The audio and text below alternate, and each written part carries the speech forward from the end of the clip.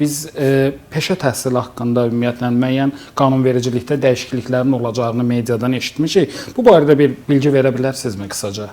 Təhsil haqqında və peşə təhsili haqqında qanunlara edilən dəyişikliklərlə bağlı qanun layihəsi parlamentdə müzakirə olundu. Əlbəttə ki, böyük qayıdış üzrə dövlət proqramı, birinci dövlət proqramı icra olunur, çox böyük uğurla icra olunur.